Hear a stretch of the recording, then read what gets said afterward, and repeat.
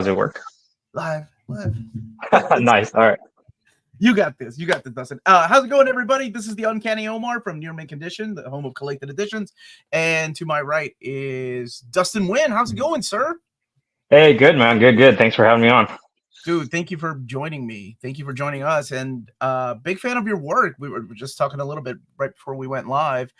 Just it feels like you've been in the industry a long time, but I really don't know the exact date. I do remember I've been in the industry a long time. Yeah, I got my first gig in 2000. So it'll be 25 years next year. So a quarter of a century, it's been a while. That's a good thing, though. That's a good thing. Yeah.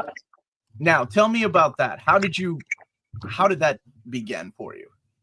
I just, did what everyone else was doing. Just go to Comic-Con, try to work on samples and stuff. And I got my first gig with Wallstrom Studio, which is out in San Diego. And, Wallstrom at the time, they were part of Image. But then I think right after I joined, it was bought by DC Comics. Mm-hmm. So from there, I just, transitioned to being a DC, which is great, because I was exclusive to Wildstorm, and because DC owned it, I became exclusive to DC. So that worked out great. Then, my first book was Gen Active, and then switched over to Wildcats before I got onto Batman. And, I've been there since. I've been there, not since, but, for like the next 14 years, I was with DC. Exclusively. So you have been doing a lot of work for DC. And so I remember finding your work in the pages of I think it was Wildcats 3.0, the one with Joe Casey. That was the first time I ever saw it. And I was like, oh man, this guy's good. And I love seeing that last name because one of my best friends growing up, that's his last name. He shared the same last name, Nguyen. And I was like, oh, this is so cool, man. Big fan of that style. And then when you went over to Batman, it seems like you were experimenting a little bit more with your art. And I was digging that, man. Like all the color, the like it's almost like a watercolor for the flashbacks when it was on the run. Yeah, with the Paul Dini, we started on Detective Comics, then eventually they gave us our own book, Streets of Gotham.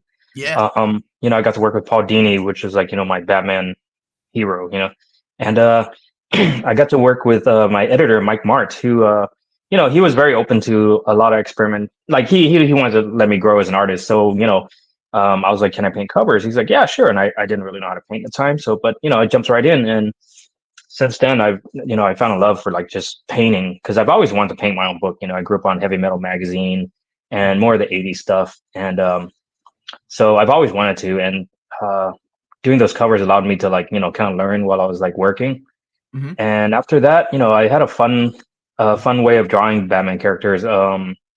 So that's how Little Gotham was created. I wanted to draw them kind of happy, kind of funny. And that became like a little side project that eventually became a book. And after leaving that, we're done with that. I hooked up with Jeff Lemire, who was also over at Vertigo at the time. He was wrapping up his contract as well, and we both just were like, let's do something together. And that's how Descender was born. So it was, we jumped right in. So had you read anything by Jeff Lemire before you guys got started on Descender? Like, just some of the single issues he did, like Animal Man and stuff. And I was a fan of his Sweet Tooth stuff, so I knew exactly how he told a story and stuff. Not exactly, but working with him, then I really became familiar with how he told a story. And just reading his scripts, I mean, immediately clicked. Like working with him, reading his scripts, and it's almost like when I read it, it's like I could see it right away. There's no confusion, and to this day, that's still like the case. So we were on, we did Descender, we jumped over Robin and Batman, then Little Monsters, Ascender, and now we're back on Robin and Batman again. So so I actually got to read Little Monsters a couple of months ago. So solid nice. books. You guys obviously like working with each other then. Yeah, and I just realized it'll be 10 years working together this next year, or I think this year. I'm not sure, but Descender came out in 2015. So it'll be, Descender's 10-year anniversary, and probably 10 years working with Jeff. So yeah, we've been together a while, That's crazy, because I remember when Descender was coming out. It still feels like, I'm sure it feels like yesterday to you as well. Yeah, it's so weird, like time flies. And how did the project come about? Like, who pitched what? Was it his idea? Like, here's what I'm thinking, and then you thought, all right, man, this is what I think. Pretty much. We were just like, we kind of asked each other, what do you like telling stories about? I was like, I like robots. And he's like, yeah, let's do a space book. And I was like, yeah. And Jeff has so many ideas that just like, you could just tell him what genre, what characters and how you want to do something. And he'll have like a synopsis and a pitch ready for you within the day. And it happened when I just visited him in Toronto just like a few months ago. I just went up there and we were drawing in the studio, we're just drawing right across from each other. And then we did like a signing where we did like a little we signed at a store up there, and then we just kind of like we had a thing where we spoke to the audience, and just within 3 days I was there. I was on the plane back and he already had the pitch sent to Image, and yeah, we're ready to go. It was that fast. That's how fast the guy can like come up with an idea, and have like ideas ready. So yeah, it's amazing. And it makes it easy to work with, I was gonna say, dude, when you got the gig working on Batman, did you have to audition for that? Like, how did that work? Because we're talking about like Paul Dini, right? Like Paul Dini, they got him to agree to come and write Batman on Detective Comics. Yeah. And I know it was I believe it was Don Kramer at first who was handling a lot of the artwork. Did they approach you? Did the editor Mike approach you about taking over the role of monthly artist? It kind of happened, happened in a rush, because I was still under contract with DC at the time, mm-hmm. and Marvel had approached me to come sign exclusively with them, and I was kind of thinking about it. I was like, I went and talked to Jim Lee about it, talked to Scott Doombeer and everyone over at Wallstorm, and Jim was very supportive. He's like, it's it's like this could be a big deal for you. You want to like jump back and forth. Sometimes it's more exciting when artists do other books and stuff. And I was like, yeah, it sounds good. So Jim was supportive of that. And then at that time, talked to my editor Scott Doombeer. He was kind of like, whatever you want to do, we support you. And then we called up Dan DiDio, who was at DC in New York at the time, mm-hmm. and Dan's just like, no. He's like, no. What are you doing, Dustin? No. He's like, what do you want? What do you want to let you to get you to stay here? And I was like, well, Marvel was offering me double what I'm, what you guys are offering here, and they're letting me, get my own cover and stuff. I was like, so I told Dan, I was like, really, it's like, of course I want to get paid better, but honestly, I just always wanted to draw Batman. So if you can put me on some kind of Batman book, I'll, that's all it takes. And then I was like, let me jump on a Batman book and let me do covers to all my own book. And that's all I really wanted. Mm-hmm. And Dan's just like, I can put you on a Batman book, but I can't guarantee you that you would do covers for your own book, because there's so many crossover events and stuff, like, but I can give you like a handshake deal where I can kind of just, agree to like give you your own covers for your own book, but, I can't put it in contract. I was like, that's fine, and immediately that's how it was, so I stayed with DC for another, like, how many years, because of that. So, and I was fortunate enough to be able to work with Mike Martz and Paul Dini. And from there, it just kind of like they held up their side of the deal, and I love, and I've always loved DC ever since, So yeah, that's pretty much how it came about. Dude, that is so badass. Like, you were like, Marvel wants me, and they're offering me twice as much money. I always wanted to draw a Batman. I mean, it wasn't a bluff, they really did. They're making really like great offers, but it's like I grew up reading more Marvel than I did DC, but DC's also got Batman. So it's like, my samples were Batman, and like everything I ever wanted to draw was Batman. So that was like DC willing to offer that made it easy. So yeah. When man, what could have been? I'm always curious about these things when artists and writers are offered something from another company, and you don't hear about it until years later, right? Like, whether it's like Neil Gaiman being offered like some X-Men title, or Greg Capullo being offered X-Men or Batman, and he chose Batman. So I love the what could have been. Right, yeah. I mean, it still could be, Oh, so absolutely. You never know.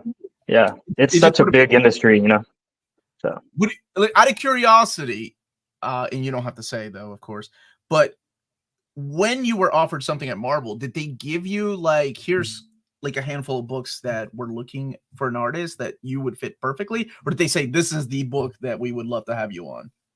You know, it's weird. They offered a few things, but nothing was like really solid. They really just wanted me over there, which is, which is great. I mean, I would have, um, but the more I thought about it, I was like, I love Spider-Man, I love Daredevil, but when I come to think about it, I'm like, it's gonna be kind of like, you love drawing those characters, but you just know more than half the book is gonna be you drawing Peter Parker walking around getting grocery and Daredevil just just sitting in a law office, which is I don't mind drawing, but I was like it's one of those things you love drawing the characters, but there's gonna be a lot of out of costume stuff, and I just felt like I was more comfortable drawing more Bruce Wayne and like Tim Drake or Damian or something, so it was, or Nightwing, so it was just more comfortable for me.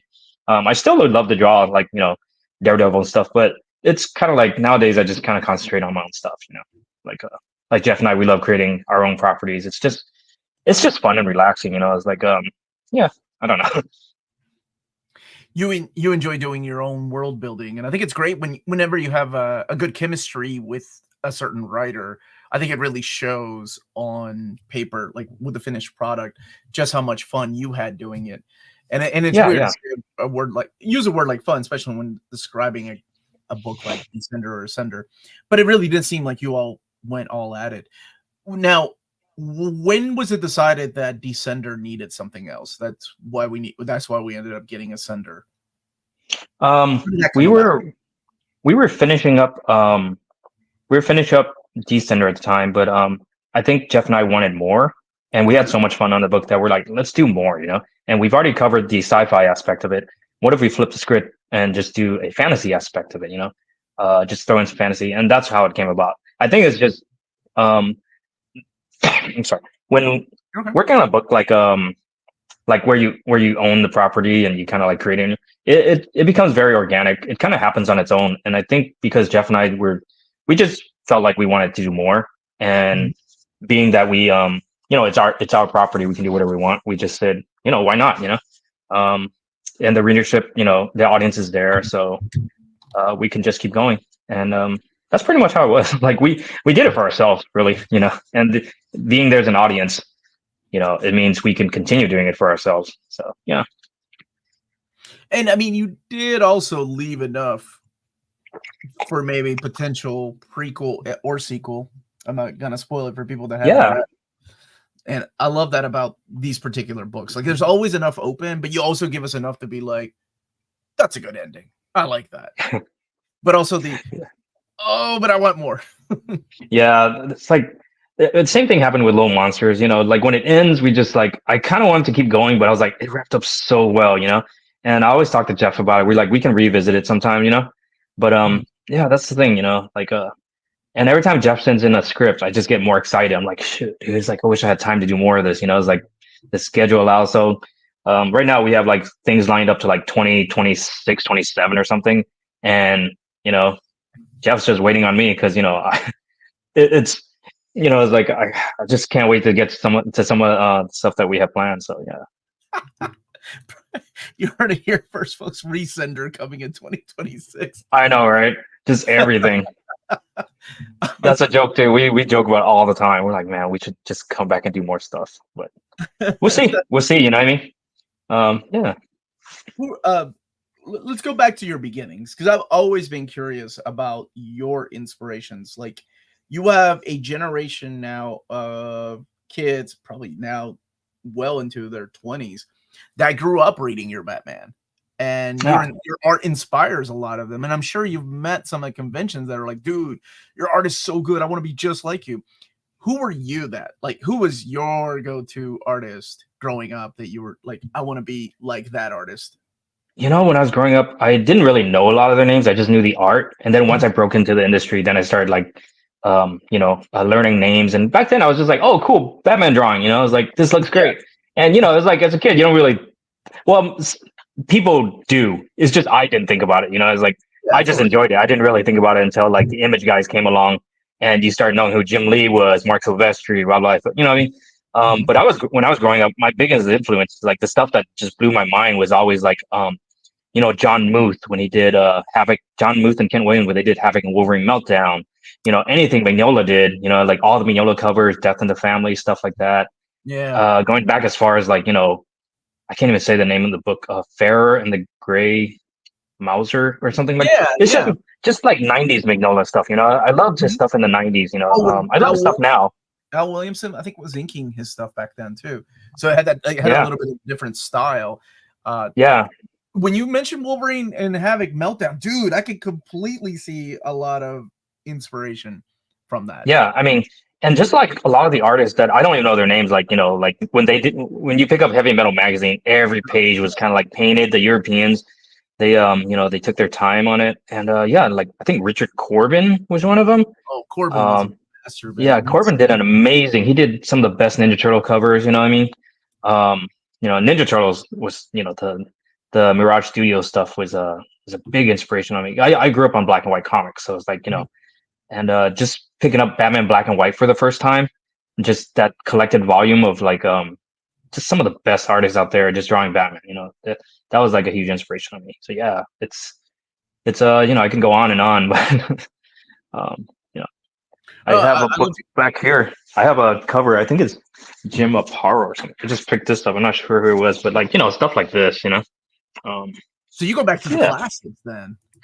Yeah, I mean, I wouldn't say I go back, but it's like I do keep a lot of the stuff around. Like a lot of Descender stuff, like the way I draw children and stuff. A lot of it goes back to John Bogdanove. When he was doing Power Pack with Louis Simonson and June Brigman. Those are like some of my favorite artists. Speaking my language, heck yes, that's awesome. Yeah. Okay, no joke. Now that you mentioned that, I can kind of see that. Of all places, the side profile with the kids' noses. Yeah, it's pretty much Franklin Richard. I can see that. Yeah, it's pretty much Franklin Richard from Fantastic Four. He was in Power Pack. So yeah, and there was an issue where they went to the ocean and they're riding around on dolphins and they had their big boots on and everything. And it's just like that issue was like became my Bible for any time I drew children. He was just he's just so good at it. And even the first issue with June Brigman, the way she drew children, it was something I was like I gravitated towards. It was like I love drawing children. I love drawing, but I was never like it's very hard to find artists that drew well like superheroes and then they drew children well as well. So when I found the two of them, I was like, this is amazing. But yeah, that's pretty much my influences growing up. You just blew my mind with that whole John Bogdanove. Yeah. Oh, I can see that now. That's really cool. What about I know when we're kids we gravitate towards writing and we gravitate towards art. Were you more of a I like this art, or were you more of a man, this story is awesome, or kind of in the middle when it came to comics? I was in the middle when it came to comics. As I got older, story became more important to me because I realized no matter how good the art was, if the story wasn't there, it felt empty at the end. And also I started like but it doesn't take anything away from me from enjoying like great art. It's like sometimes I was like I would buy a book just for anything Travis Jarrett just does. You know what I mean? So stuff like that. But to me nowadays, story is more important. But growing up, I think I was right in the middle. I enjoyed a lot of. There was a series on Ninja Turtles Mirage Studios called The River. It was by Rick Fitch, and I forgot who the writer was, but it was about they went to the river and they met a giant leech that just sucked the mutant power out of I believe it was Michelangelo. And it was just the first time I read like a Ninja Turtle book, because before then, I was only introduced to him by the cartoons and stuff. Yeah, which is kind of goofy. They were a lot of fun, but that story was just so serious. And Mirage Studios, those black and white, those books were so serious. And that's to me was a good story back then. So I remember when I was a kid, it was my friend's dad, my friend Jason. His dad was into comics, and he's the one that had the Ninja Turtles because I didn't even know what they were. It was like right before the cartoon premiered. And we were going to school, and I'm like, man, this is so cool. It's like turtles that are ninjas. And then eventually, man, all it took was that first episode, the pilot, and Yeah. They were everywhere. They were ready with the toy line. They were, oh my gosh, you couldn't even find the toys, the first wave anywhere. Like that was the huge. toy of the year. And it's amazing. They're still as big now as they ever were. It's like, I know it's one of those properties that's never going away. And it's just like, every creator I bet aspires to create something like that. You want to create the next SpongeBob or, like Totoro or something, but yeah, Ninja Turtle is just amazing. And it's like Transformers. It's never going away. They have those 20-year cycles where they come back every time, and it comes back stronger than ever every time. And I'm all here for that. I love it. Have you? Okay, well, you brought up Ninja Turtles and Transformers. We've seen a lot of resurgence of the childhood of the 80s and some from the 90s now of like cartoon properties, Yeah. Whether it's Dynamite or Skybound or Image, Mad Cave, they seem to be bringing out more and more of these particular IPs. Yeah. Is there a particular one? I mean, Knights of the Round, like King Arthur, Knights of the Round, completely shocked me from Mad Cave. I was like, wow, even this. Is there a particular cartoon that you grew up with that hasn't been done yet, or one that has been done? You're like, I'd like to take a shot at that. That would be cool. I don't think I want to take a shot at it, but I want to see it. Is Silverhawks. Silverhawks was that was my jam, dude. Like it was just cool. Like space. They're flying around in armor, and I think at one point in the show where initially only the space cowboy dude had the guitar, that bird, and then later everyone had like their own bird, and I thought that was so cool. Like once everyone has their own bird, I was like, that's cool.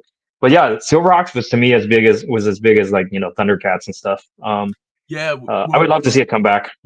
That's awesome. Oh my gosh, that's I had Declan Shalvey here the other day. We were talking about. Oh, nice. Yeah, he's a great guy. Thundercats, right? And I was like, okay, hear me out. Same world. You got Silverhawks up in space. They're like space Thundercats.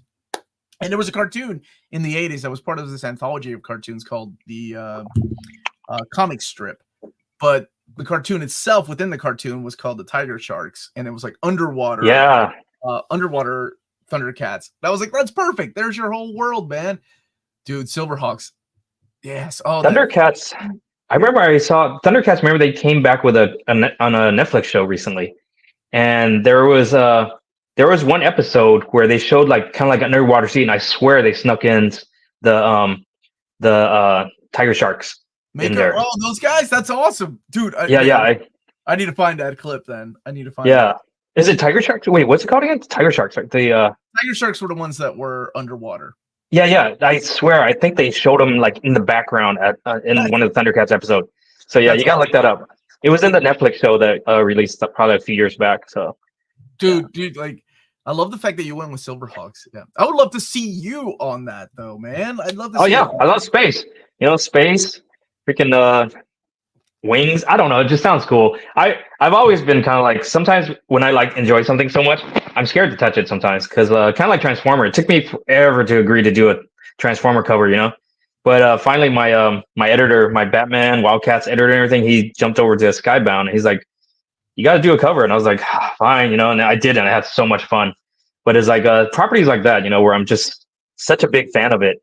I just don't want to touch it sometimes,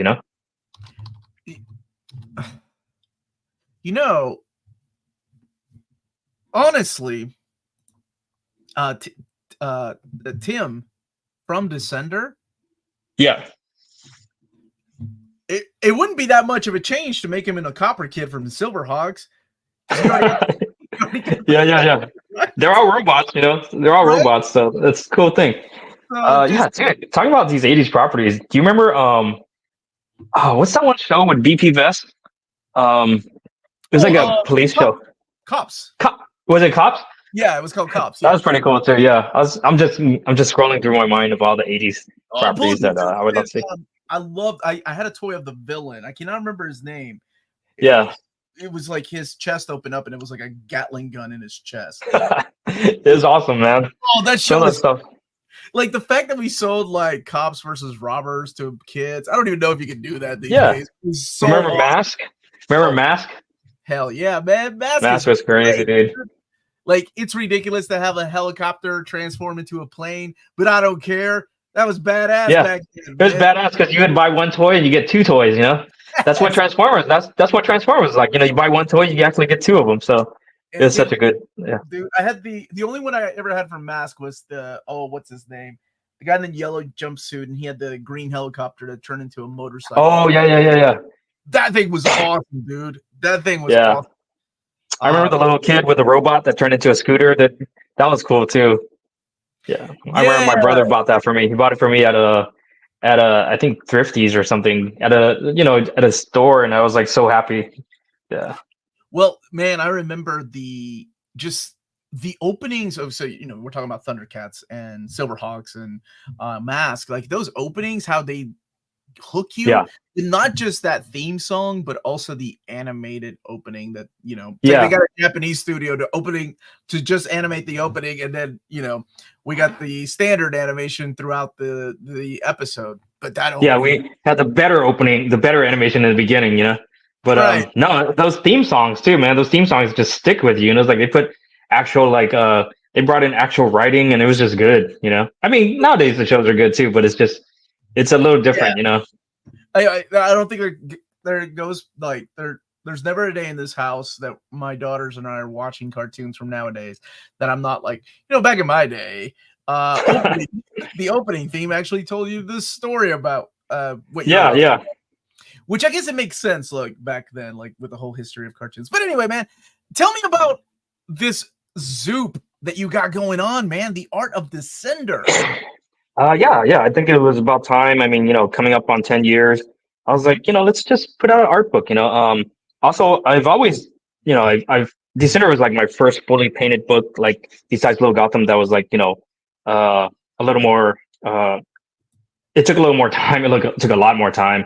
And it was just like, Jeff and I felt like we created something really special, not for just book, but for ourselves. And so I've always put so much work into each cover, each page and everything. And I've always like, I kind of wanted to share that with people, show them some of the processes and some behind the scenes. Cause sometimes, sometimes I put so much work into the pencil work and then I paint it. And coming from a comic book, I've always just been like through and through a comic book artist through panels and everything. I'm a big fan of like line work, like line work. So sometimes after I paint a cover, I erase the line work, I'll leave some of it there because I like it. But most of the time, the original design, the original thought, the off kiltered perspective and stuff, it's gone. And it's, after it's been painted. So I just want to, showcase some of the stuff that I put into the design and everything. And there are pages where, working in comics, sometimes we design everything on page. So we don't have a department that, I mean, me at least, I don't really design off page. I rarely design off page, but for the beginning of Descender, I did. But the rest of the time, I just jumped right in. And sometimes I put so much work into like a single page. There was one page where they were building the actual, the Descender robots, the giant ones, the harvesters that came down. And, knowing I'll never have to draw it again, I just went all out and designed it. And, stuff like that, I wanted a lot of behind the scenes stuff where people can see, like, as an artist, I'm an artist that enjoys other artist stuff. So like when I see like their thought process and the amount of work that goes into just controlling line weight and like just making sure things look good, I just want to share with other artists. So hopefully this book is not only picked up by just fans of Descender itself, but like a lot of artists can get it, and then they'll just kind of, what I do is I have a library of books that I keep on the shelf as reference. Hopefully that could be for someone else, some other artist that's aspiring to be working in comics. They can see it's kind of like, because I'm not really good at like teaching people. I've always I've been tapped a few times to teach a class on drawing and teach a class on comics, but I'm not really like a teacher person. So, but hopefully like a book like this, someone can look at and say, hey, I learned something from you. Hopefully the people that, are trying to break into comics now, it's like, hey, I picked up your Art of Descender book. I learned something from you. And, it helped me, create my own book and, knowing what I can and can't do in comics. There shouldn't be anything you can't do, but, knowing what's possible through just our medium, what I mean? Because comics to me, is a very special medium. I feel like a lot of, I feel like there's a lot of people jumping into comics just wanting to create an IP and just using comics as a stepping stone to get into another career, which I felt, it's kind of not cool. It's like, so I wanted to showcase comics, like, I mean, I'm not the first one to do this. We have so many art of, certain artists, but hopefully I can add to that, like just to showcase that comic art, we put a lot of, a lot of shit into it. So I will say that, when I'm doing an overview of a Jeff Lemire, Descender, Ascender, Little Monsters, or I just recorded my Batman by Paul Dini omnibus. I had done a previous overview back in 2020, but anytime I have, I'm talking about the art, I always see comments, praising your work. Like talking about, oh man, Dustin, great, yeah. awesome. Have you checked out like Little Gothams? Have you checked out this? 9 times out of 10, I'm like, yeah, I have. With the exception of like some of the stuff from your younger days that is not available in any kind of collected edition, unfortunately. Hopefully that will change one day. But the amount of praise that I see for you, so it definitely is one of those names that when people think of Dustin Nguyen, it's like, oh. Yeah, that guy's art is solid. Whether they're fans of your Little Gotham, with a good friend of mine, Ben, was talking about earlier today, right here. So happy to see Dustin. In addition to great books, I love especially the Lemire team ups. I love to read Little Gotham with my daughter. Such a wonderful book, and that's the same experience I had with Little Gotham. I've read it to my younger daughters, and like, yeah, man, it's just so cool that you have such a range. Like you can do dark and just twisted, but also have this like beautiful, charming, but I'm trying to describe Descender and Ascender in a way that I don't spoil it, because I don't want to spoil it for anybody that hasn't read it. It's been 10 years. It's okay. It definitely knows how to pull at your heartstrings, But then it's the Jeff Lemire damn book, so you know what you're in for. It's Jeff, yeah. I mean, that's his brand, dude. He's just so good at telling stories. Like the way we described it, even when Forever was like, I think it's like I think the hook line was like big universe, small robot. Basically Jeff can create like entire world that's huge and sprawling, just galaxies and universes, but it's still all about just like the characters. That's what's so strong about his character, his writing, and that's one reason why I love working with Jeff. Like I've always like been very like a very personable kind of like artist. I mean, I see emotions in every little character and every little line I throw down. So when working with Jeff, I know that he recognizes that. And, you just see it in his characters when you read them. It's like he can say, like, it's good.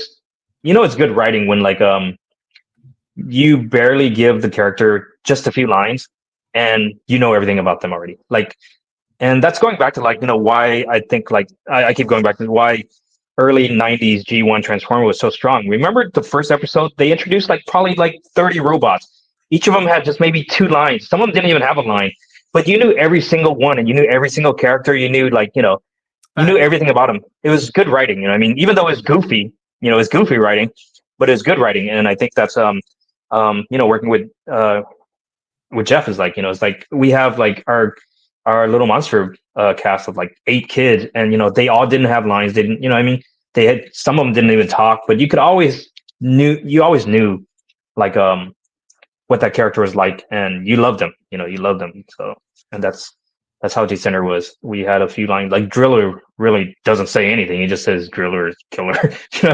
But he's became one of the most lovable robots on there. Yeah, it's great, man. So here's an interesting question that I'm always curious about. So why decide to go the Zoop route instead of Kickstarter or Indiegogo, for example?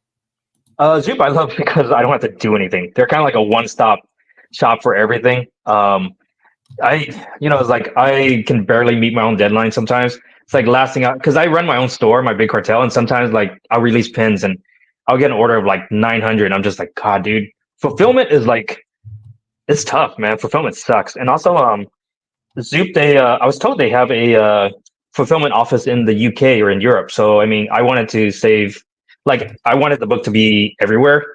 And if they could have one in Europe that could save shipping for, like, people buying in Europe, that'd be great, so they don't have to worry about paying. Because sometimes shipping, like, I bought art books before. Sometimes the cost of the shipping costs as much as the book itself. So, it was, it's good to have an office over there. Yeah, shipping gets ridiculously It gets overseas. ridiculous too. Yeah, I can't even get some of the toys I want. Like I want like a toy that's like $7, and I got to pay $80 for shipping if it's from Japan or something. It's ridiculous. We're having a big And giveaway on our channel this Saturday. You just reminded me. Oh my gosh, I have so many international viewers, and paying for shipping is insane every time. And yeah, people, it's ridiculous. I have people buying stuff off my big cartel. They'll buy a print that's like $20, and shipping is like $80, $90. I'm like, dude, I don't want to do this to you. I'm just not going to make it available. It's like, and also it's like custom forms and stuff. Like again, fulfillment. I don't want to handle it. I don't want to handle it, man. maybe I should give I should do my giveaway through Zoop, because that sounds like Yeah, dude. a lot. Yeah, we're gonna have we're releasing a few more things too. Like I just had a bunch of stickers made, a sticker sheet, and we will be thinking making some of these available as a little pillow. Let me highlight that. Oh, that's awesome. Yeah, my friend, she makes these things, and I was like, why not? Let's see if anyone wants those. So we'll our next update will probably include a few more of those things, and get a sketch with that or something. We'll see, But I'm always thinking of fun things to make available for folks, because there's just it's I'm a big fan of merch. It's like we live in the collectible world, so sometimes I'm just hungry for things that don't exist. So yeah. I mean, obviously we like collected editions. Yeah, I'm with you. Just stop by and say I'm currently reading Batman by Dini, and Dustin Nguyen's art is awesome. Awesome, thank you. I agree. Ascender and Descender are incredible. And Keep forgetting we're live. I've never done a live podcast before. I don't think I have. You're doing great, man. You're doing great. Seriously. Will this be later? Like something someone can watch later? Is it archived? Oh, okay. It's on our channel. I'll send you. I'll email the link. What is okay? So you talked about the art book, and now all the little additions that you're having. The main book itself is available for single purchase, right? For anybody that can that wants to buy it. I was looking earlier at some of the things that are also available, the add-ons, and I was like, oh, sketch. Oh my gosh, they're all gone, dude. You are a busy. Every time we upload like a thing like that, we're like, it immediately sells out within an hour. Especially Jeff's. Dude, he's so rare to get the drawing from Jeff, so it's insane, because like I'm looking and I'm like, oh my gosh, you're that good that one of these is like, they have the claim, right? Like 50 out of 50 are claimed, 80 out of 80 are claimed.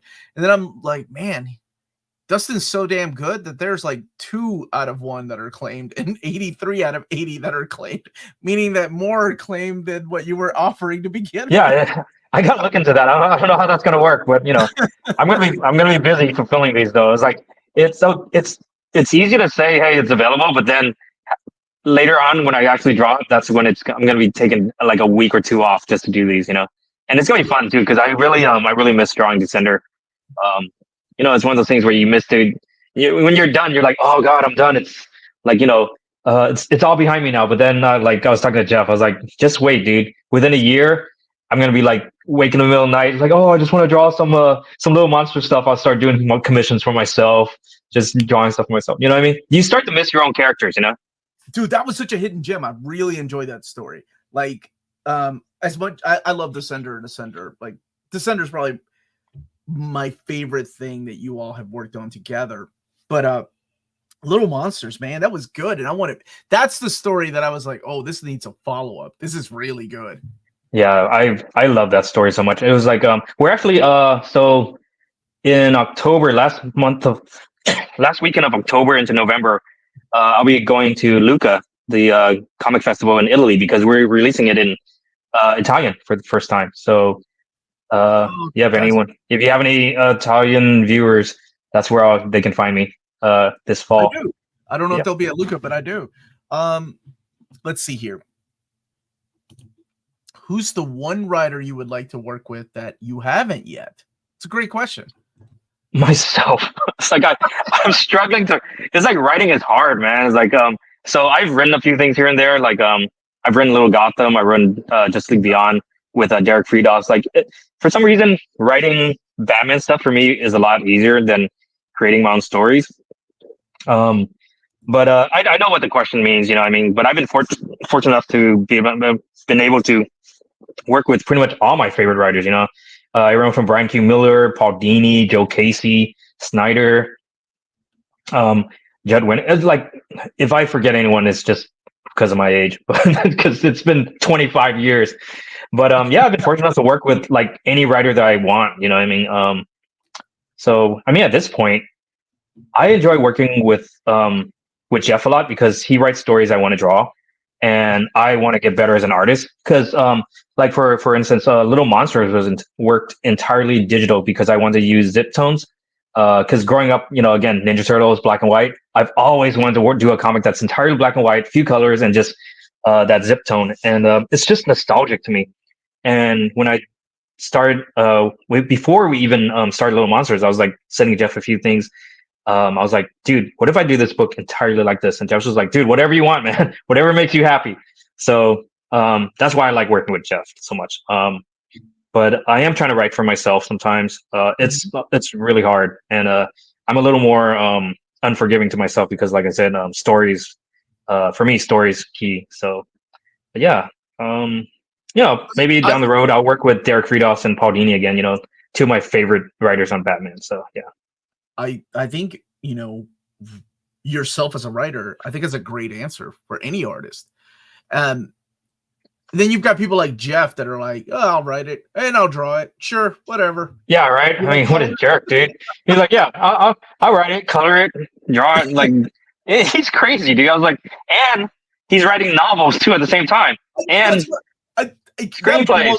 That blows my mind that he is writing novels. Like, that's like, well, I didn't know he was writing screenplays. We'll go back to that.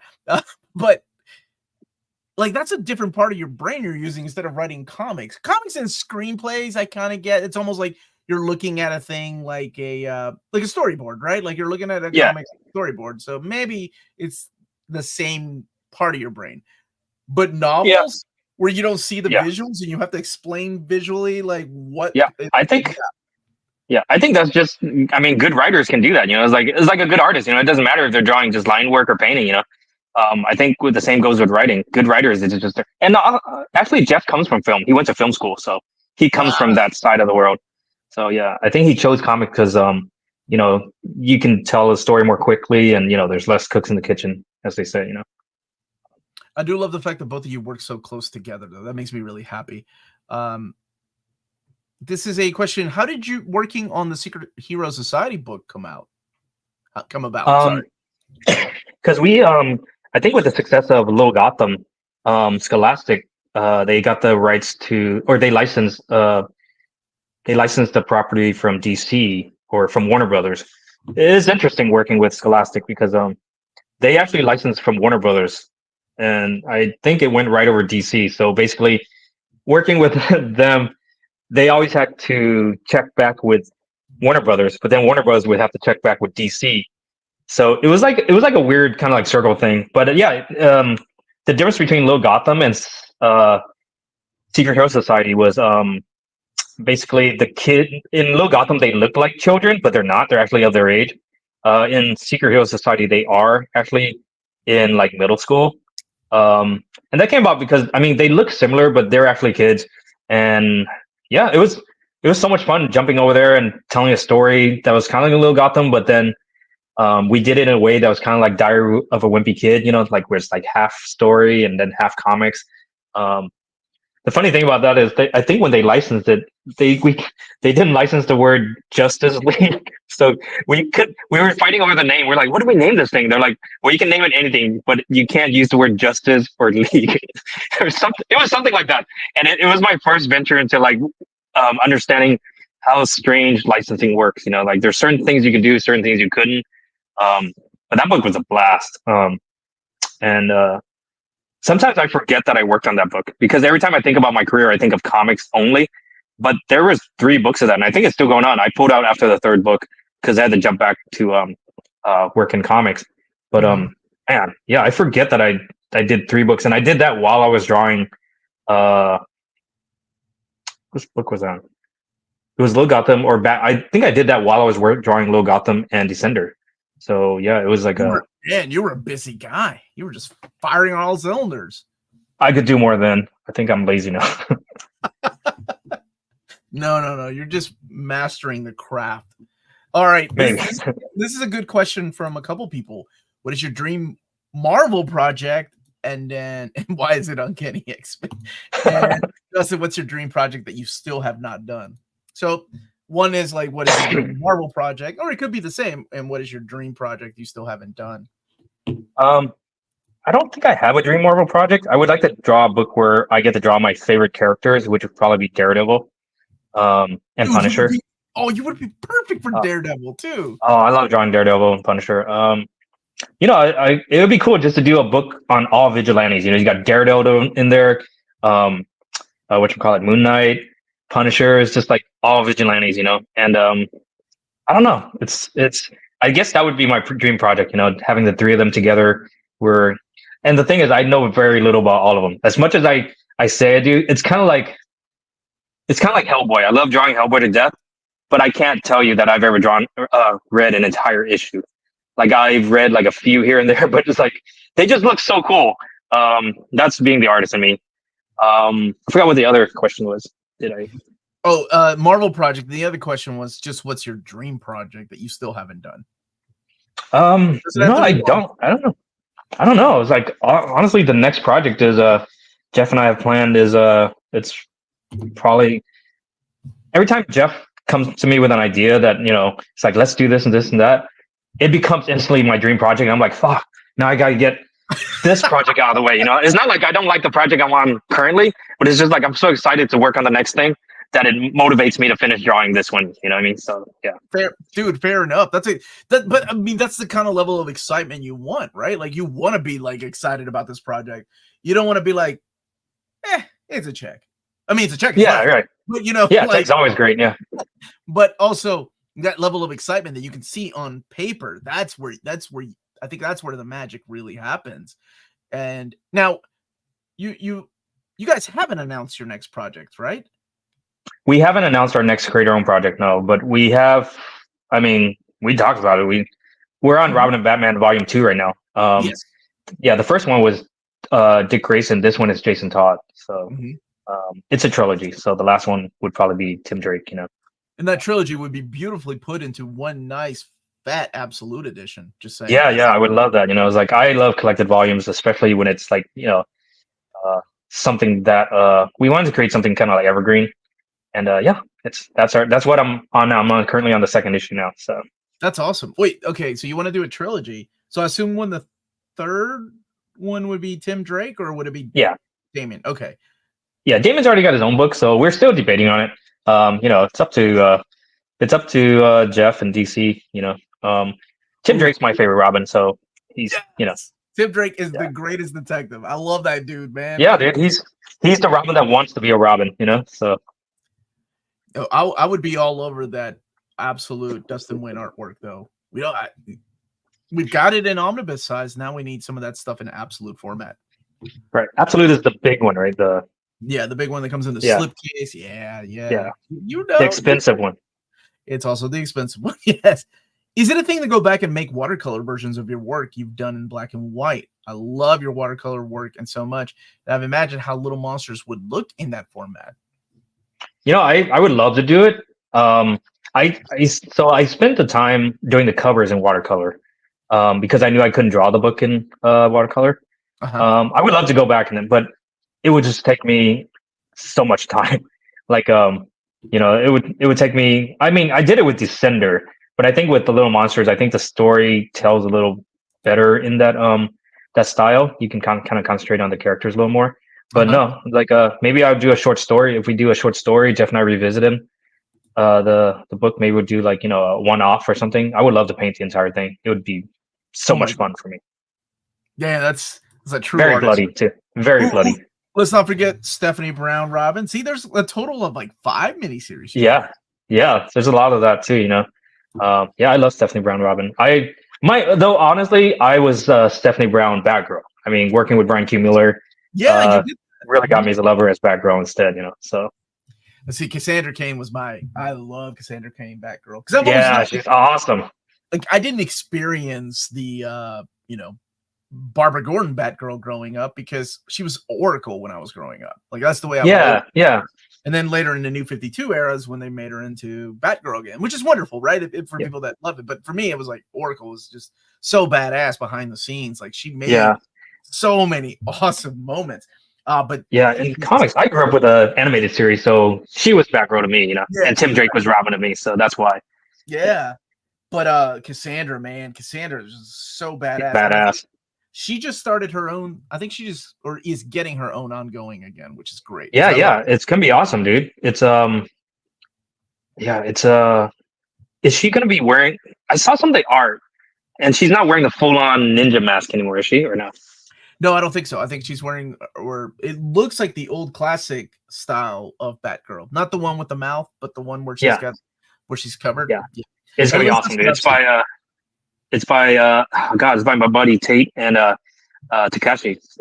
Amazing duel. So that book's gonna be amazing. That I can't wait to check it out. Oh, I like this idea. Marvel Knights by Dustin Nguyen. Yes.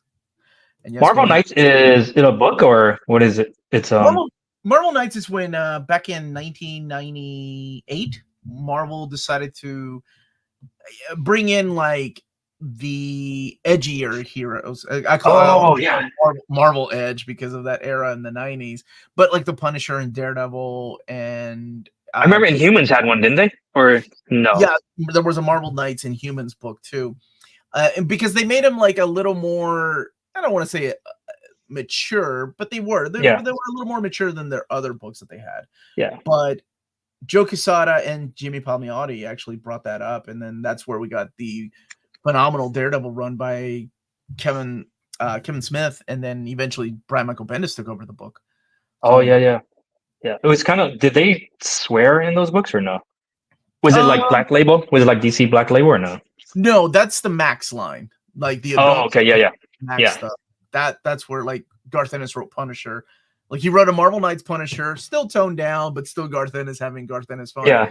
But when it came to Max, it was like, oh, it's Garth Ennis having all the fun he wants to have because there was no restrictions when it came to that. Oh, this is so fun. Did you have an influence for the way that you drew Batman and his cowl? Was there a specific artist that you were like, oh, I like the way that looks? It was like, so Mike Mignola did one issue. Like everyone knows him for Batman, but he didn't really draw that much Batman. He did one issue of Legends of the Dark Knight where he it was like early 90s Mignola. It was just one issue. I forgot what issue number it was. The cover's all red. The issue entirely was Batman falling into he like it was a grave robber, and it was just the one issue Mignola ever drew of Legends of the Dark Knight. And there was like not even the cowl, but the way he drew the Batman logo in there, I just thought was the coolest thing. And I think it was not intentional. I think he drew it, and it was just the way he kind of like everything he draws is kind of like crooked and kind of obscure. That the Bat logo to me looks so cool. It looked like an actual just like scribble on the ground. And the way he drew the cowl in there was also like with the little cuts on the side. That was always been my my go-to for Batman. Yeah. That's interesting. I love the way that different artists come in and do their own version of, because now people, like I said, there's a whole generation like, oh, I like the way Dustin Nguyen draws Batman, and then to them you're like, oh, but I like the way Mike Mignola drew him. And to Mignola himself, he was like inspired by Bernie Wrightson and people like that. Yeah. This is who I want to be. So I think it's wonderful that art keeps inspiring art. I love hearing that. Were you a fan of Will Spertasio? How about a collaborative? Oh yeah. Yeah, I love Will Spertasio stuff. I grew up in the Wallstrom studio. Like my first job was working actually in the studio, and Wills was at his desk all the time. I'd come by and just hover over him and see what he's doing every day, and just bother him and Jim Lee about the latest Simpsons episode. I didn't get any work done there. That's why eventually I had to go freelance and go on contract to work from home, because it was like a 2-hour drive to get into the studio every day and 2-hour drive back. So I was like, I could get more work done at home. But no, I'm a huge Will Spertasio fan. I mean, who isn't, right? If you grew up in the 90s and, Image came along, those are our heroes, So, yeah. Dude, it's stuff on X-Men. Bishop, man, he made Bishop. Bishop's huge now. Yeah, okay. Bishop's huge. I don't want to take too much of your time, but I do have to ask, You must have been really young when you got pulled in by Wildstorm Studios. So I'm 48 now. So whatever 25 years back is, 23 years 23. ago. Okay. Yeah, 23. Yeah. So that's pretty much the nine. I remember in '99, I was like, if I don't break in by year 2000, I'm just gonna give up. I was like, what were you trying to? Because this is the part of this is the part of the interview where I have to ask, for anybody that's trying to break it into comics, yeah. what was it that you were trying to do, and then how long did you keep at that? Were you drawing sequential art? You just took it to shows and like, hey, look at my art, or do you email people? Like, how did you go about like approaching people? So my first convention that I went to was in '97. It was San Diego Comic-Con, and I went in. I kind of had an idea of how comics worked and everything, like drawing the pages, but I never really understood like the size we work at and everything. There was like how to draw the Marvel way and the books that with the paper and stuff. But yeah, I started trying in '97, and by '99, I got hired not in comics through comics, but I got in through a company called Stanley Media, and I was just pretty much just creating IPs and just doing concept art for Stan Lee's company at the time in Encino before it went under. And then from there, I got my first work at Wildstorm. But I was just going to conventions, showing my portfolio around. I mean, it's a little different back then. We didn't have social media like we do now, so it's like you actually had to show up with a portfolio, get in line for a portfolio review. And luckily, I had like a lot of friends that went with me, and there was like a couple of us trying to get in. So back then, the way DC did was they had raffle tickets. You would actually call your name, then you would get a portfolio review, which today seems kind of unfair because what if you're really good and you never get a raffle ticket? But I went with a group of like maybe 10, 12 friends, and we would all like get raffle tickets for me, for each other. Like a few of my friends, we just and yeah, they helped me get raffle tickets. Got my portfolio review with Axel Alonso and Mark Chiarello, which is like two of the biggest names in editorial at the time. Mark Chiarello created the Batman Black and White line. Yeah. So getting an interview from him was phenomenal. Just him telling me how to tell a story through a page. Save your money shots for important pages and don't break your panels. You can do that once you break in. Just good tips and advice. And later on, he was the one that brought me over to DC for Batman Black and White. So it was a huge honor. It was like it was very like full circle. Kind of like I felt like I actually made it. To get recognition from Mark. That's beautiful. I love it. That's beautiful, man. And we know you got a secret project with Jeff Lemire that will be announced sometime. You guys are still working on Batman or Robin and Batman. Yeah. And you've got the art book that's coming out. What else can you tell us about? Where else can people find your work? I mean, I'm all over covers on DC right now. Right now, I'm looking at my schedule. I have a JSA cover coming, 2 Batman Robin covers coming. I have a bunch of stuff for Boom, Green Lantern cover. It's just you'll see me on covers until the actual Robin and Batman book is released next spring. So besides that, I have another project coming out through Boom next year, possibly. We're still in the works, nailing down, but that one I can't talk about. But as soon as I can, probably in the next few months, I'll announce it. Awesome. I'm not allowed to. Yeah. Besides that, yeah, the art book's pretty much. Right now, I'm just spending my days pulling out what pages I want to put into art book, what art, what goes inside, and just going back on old work. It's funny looking at. I don't even remember drawing a lot of it, so it's good to have it archived and going through my old hard drives and stuff. Yeah, it's that's pretty much where I'm at right now. The beauty of this story is that there's they're re-releasing the art of Mike Mignola, and oh, nice. I have the original. It's great now that you have the art of Dustin Nguyen like on Descender, and I think it's wonderful. Like it'll be fun. It all comes full circle, man. You said something earlier about how Dan Didio, who's no longer at DC, of course, said that well, we'll see what we can do about your covers. And then what you just told me about, I've got a few covers coming out from DC Comics. It all comes full circle, man. I love hearing Yeah, that. DC is still like my home to me. You know what I mean? Mhm. So, but Well, yeah, it's on that note, then, before we end, I do have to know this question. Then, does Marvel still reach out to you from time to time?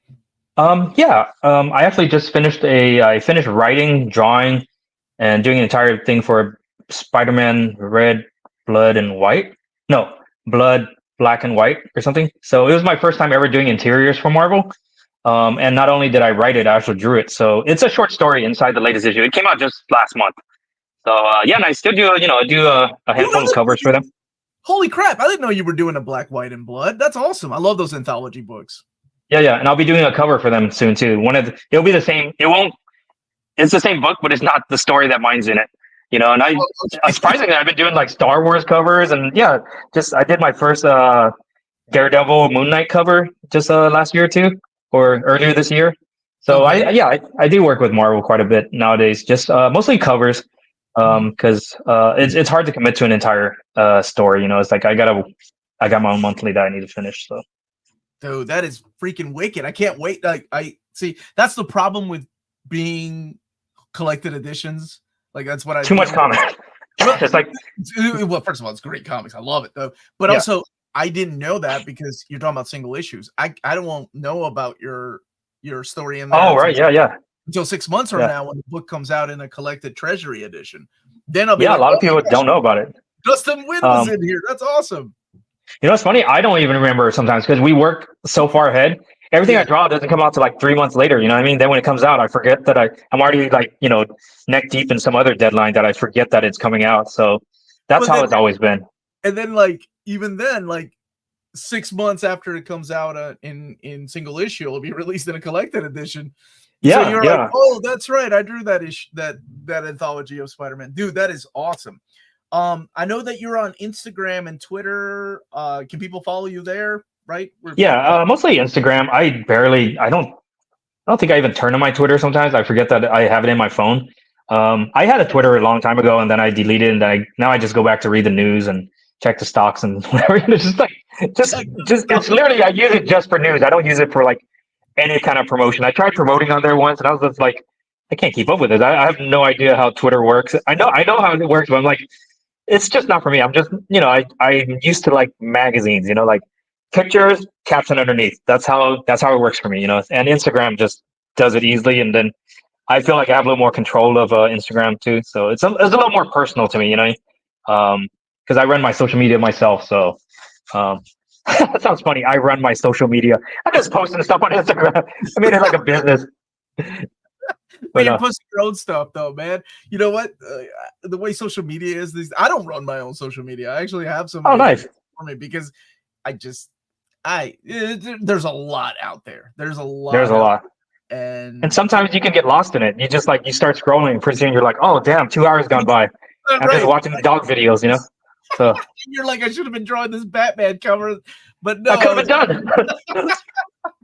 Dude, it's been an absolute pleasure to get to talk to you. Thank you so much. This is so much fun. I cannot wait for this book. I did leave in the description of this video the link to The Art of Ascender. If you want to go and check it out, this is an oversized collection. It's 128 plus pages, and man, you gotta just keep on trucking. And there's all these goodies that are added to it. But in case you're here live, you can click on the link that I just posted there. But go and check out Dustin's work. He is phenomenal. The recently released Batman by Paul Dini has a lot of his work in beautiful oversized format. There's Little Monsters. There's Descender and Ascender. I say that, and I cannot remember if the hardcovers of Descender are still in print. I think they're back out of print as of this. I think they're back in print, and we also have the compendium. Yeah, and we also just released the compendium too, and the Little Monster is out in hardcover too. So yeah, that one is still out. Yes, in hardcover, absolutely. And then of course the Resender or whatever secret project that Jeff and Dustin are working on. Yeah, man, dude, you come back anytime you want to, brother. You want to come and promote? Dude, for sure, man. Yeah, thank you so much for having me this time. It'll be awesome. And we can talk more about Silverhawks and Tiger Sharks when you come back to. Always, yeah. I'm always down. Bulletproof vest. So yes, cops. You all have a wonderful day. Smash that like button on the way out, and thank you again to Justin and Jordan over at Zoop. Yeah. And Dustin. Thank you, everyone.